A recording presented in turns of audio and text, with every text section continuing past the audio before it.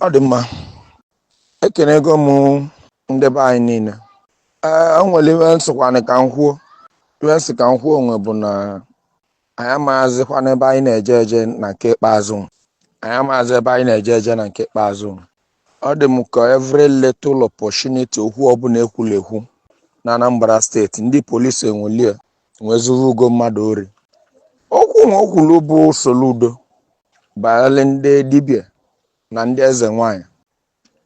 Ndị be anyị okwukwulu unu si mmadụ aṅụzi n'ewu na ji na ọkụ na moto na onye nwetazila ewu na ọkụ na ji na moto ọ bụ na onye nwanyị akọmitigo offense ma akwa ọcha na akwa red ọ bụ na onye nwa adago nnekwute iwu. Mma like kwanụ ka Commissioner of Police Anambra State ka caution ndị police ndị ọlụ ya because na iwe mvụrụ nyaavụ nwa continue onye bụ na ọ bụ ozi iwe nwe gọvanọ Hulu Keneme nke nwe ga-adịkwa nnukwu egwu bụ na mmadụ anwụ ozi ewu na ọkụ na ji na akwa ọcha na akwa mme wee gafee na Anambra steeti iluo n'okwu iwe ka ozugbo anwụchie gị ọ bụ na ịdago nnekwute iwu. Ewu abụghịkwala na ezibiti ndị be anyị na Anambra steeti ya na ọkụ na ji na akwa ọcha esogokwulu unu na ezibiti na Anambra steeti. Okwu nwebukwala ibu iwe m ji ekwu braba voice nna agba bụ nọ iwe mvụlụ nyaavụ na Anambra steeti n'opiweka ndị polisi a na-anọ n'okpuru flyover ihe ba meli mụnwa be na agba voice nwa nyaavụ bụ ive nwe nnekwu nwe na nya bụ ive bụ nya ọcha ọkụrụ m arụ onye rom n'okwu nyaavụ nwa ive bụ yesterday bụ Monday ka ive a na-eme n'ime this January yesterday ka ive a na-eme kpam.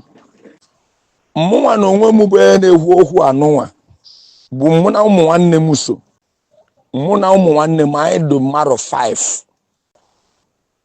mmadụ 5 nwee na-eje alụsị ndị ikwu na anyị nyaavụ alụsị ndị ikwu na anyị nwaanyị na-eje anyị amara na ewu na ọkụ na ji na akwa ọcha na akwa mme anyị tiel n'ime akpa akwa red na akwa ọcha anyị amara na ya na ewu na ọkụ ha abụgola ezibiti na Anambra steeti. Ihe ji agba voice anụnwa bụ na ọ dịkwana mma nke onye vụrụ okwu onye ka ndị ọzọ nwe nna amụta ya bụ na onye buzela ewu na ọkụ ọ bụ na ọ n'enu na ọ jee chata plane ọ na-eve n'enu nwee mala ebe plane ya ala ndị a ka ọ na-eke na-agbazina naanị na ewu na ọkụ abụgola ezibiti na Anambra steeti na wọnsị na-agba na-ara na moto na polisi evoge na ọkpem ajụọ gị kere dibịa nke ibi na-eje iwebụ ive emekpula anyị nyaavụ ka na-ekwu.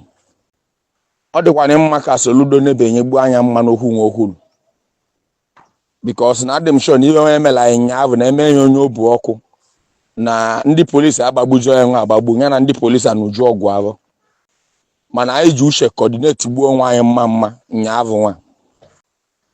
Mụ abụghị na-ekwu okwu nwe bụ mụ bụ Ogbuejiọvọ Nwashu Ogbuejiọvọ Nwashu Ọka Nwagụ ezigbote onye ụmụ eze Anam ka m bụ. Mụ na ụmụnne m so nwe na-eje alụsị ndị ikwu na anyị nyaavụ nwa and anyị si Asaba nwee gosie ewu na ọkụ na ji ma akwa ọcha ihe nwa ibu n'ime akpa ha ka m na-ekwu nwe ma akwa ọcha akwa red na white cloth na azụ isi ya bụ ive anyị bukosi n'ime akpa nwa na ọjị na mmanya ọkụ ya ka ibu n'ime akpa nwa nwanne eji alụsị ndị ikwu na anyị si Asaba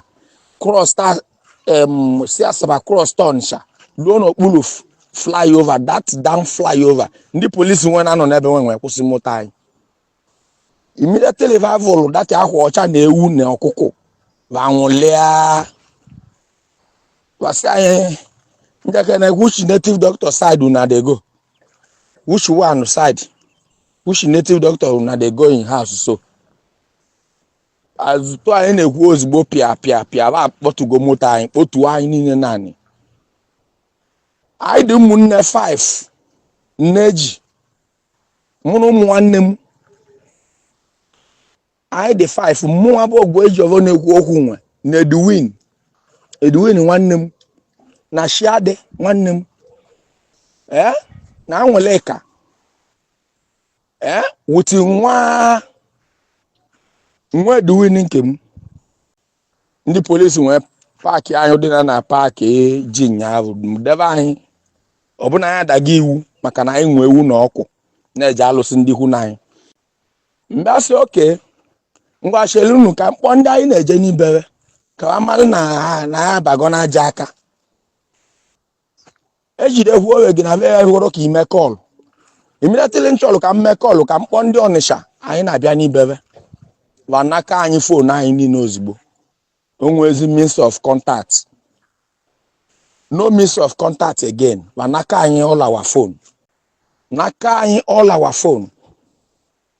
Onwe ebe kwere ka ime call, onwe ezi vakweli ka ime okole ewu anyị ma ọkụkọ anyị ma ji anyị ma ibe niile nwa anyị eje na nke alụsị ndị ikwu na anyị. Polie we na moto we hiloswa mama start ya moto na eme nwe ọ bụ na ejidego ndị dala iwu bụ ewu na ọkụ. Nke nwanne ahụ ohu nwe na o nwere ndị dibịa ọzọ ejidere adị mmadụ na bụ nwere license, mmadụ na bụ kabasị na o nwere license, mmadụ na bụ onye nwere license nwa bụ na va jụrụ vese vasa na license va dị n'ụlọ na va ejiri na va lofuli elofu n'ụlọ. Ma mmadụ na abụọ nke ọzọ nwe gosili ive ndị nke nne nwere license na va dọọlụ ọdụ na anị nkịtị na aja debe na anwụ na mmaba dọsịa ọdụ na anị. Nke nwere license enwe onye nke ọzọ na va chaji gị ya 200,000 o meelive transfer sị ka nya jebe ebe nya na-eje na nya ama mba akọ ndị polisi. Onye nke ọzọ va na-akpọkwalụ dị ego anwa na-ekwu na nye nwero n'ibe ba melie bụ na ndị polisi mmadụ nọgal n'akụkụ vatasị ya na ị nwere license. Anyị si n'ibu dibịa ọsịa ọsịa kere dibịa nke ị na-eme na gọvanọ si ka amalị nke onye na-eme kero nke ị na-eme babut akpa ya dibịa nwa ọ bụna ọ na-enwere nke o ji agba ava vasịa good na ebe ọ bụ na ikpo na ebe abụgo nke ije makwa ị na-ajụ ese vasịa ngwa ebe ọ bụ na ị na-ajụ ese mmadụ nọ ndị polisi mmadụ nọ nwee pụrụ nwee gaa n'akụkụ bịa gasịa n'akụkụ bịa vata ovu onye polisi beje hụrụ dibịa nwesịa na ya na-achọ ebi achọ nge bakala ava ka egwu onye bụ ebi enwe n'ime ndị otu enwe nọ n'ebe nge baalị ava ka egwu onye bụ ebi enwe ya na-achọ achọ. Dibịa ahụ nwee spark nwee bara mba ọsị ya don't worry no 25 years imprisonment ka ọ na-ahakwa ọjọọ ke na-ekwu ozigbo na o mee ga-ebi enwe chekerem sị na o mee ka noise hie nya agbagbuo onye n'ọva na-agwa ọlụ ndị kidnap ọgwụ eji agbagbu bụ ndị polisi. So na ozuzuo n'ebe now vagbagbuo ya hie mgbe n'anya ọ bụ na okwu nwee aghọbago ihe ọzọ. Onye polisi anyị abụrụ ohu dibịa na alụsị ndị hụ na anyị ka anyị na-eje na mma anyị bụ onye Ọnịsha ebe a anyị si Asaba nwee cross to Ọnịsha ka anyị jee alụsị ndị hụ na anyị nọ n'Ọnịsha. Kere ụdịzi ofensi anyị nwa kọmiti kwuru na alụsị ndị hụ na anyị ka anyị na-eje. Ibe nji aba voice nwa bụ ka anyị jụhuo ni gọvanọ ka anyị mara ma abandụla alụsị na Anambra steeti. Ọ bụ na abandụ ga alụsị na Anambra steeti ka anyị malụ ka gọvanọ anyị na-eje ka anyị niile ejebezie ihe ka anyị malụ na ụka gọvanọ anyị na-eje ka anyị niile ejebe nye nke a bụzi pure intimidation ka ọ bụ pure intimidation. Ọ bụ na onye chiva ọchịchị bụrụ gọvanọ the whole steeti ejeve ụka nọ na-eje anyị chọrọ m ka anyị malịnị because na ibe nji bụla ya na-aba voice nwanya ahụ bụ na ndị polisi gụrụ m wayo ma wayo nwe ebe a gụrụ m ibe nwe wutele m rinne ndị polisi na-ewu okwu enwe bụ ndị na-anọ na opiwe ka down flyover ohu nwe ga tie to them va amago ndị nwa alụrụ ọrụ nwa nyaahụ bụ Monday bụ 27 ka 28 27 nyaahụ bụ Monday va amago ndị nwa alụrụ ọrụ nwa va nwee na-akpọgide maka na anyị nwe ewu na ọkụ na white cloth na red cloth nwee nwe obi nwee na-chaji hụ anyị nwa 200,000 anyị n'anya ọbụna taịmụ ife anyị chọrọ ime nri na taịmụ na-agazikwa na-aga nwee kpọọ nke nwee bụ ọgara nwa ọgakirive ọ bụ ya bụ na ewu na ọkụ adịgo ọnụ n'iwu na Anambra steeti ọsịm, do you know the offense you people have committed? This is a matter of 25 years imprisonment. By carrying all these things, don't you know that it's banned in Anambra state? And say banned. They don't ban goat and the fowl and the yam in the Anambra state. That means goat, fowl, and the yam, white and the red cloth is in trouble now in the Anambra state. Then, first of all, those red cloth now can band go to the company name here. The police and we make it even now. Will be yesterday. Wanala 50,000 naira. 50,000 naira. Oduwa kawana lendi ozo.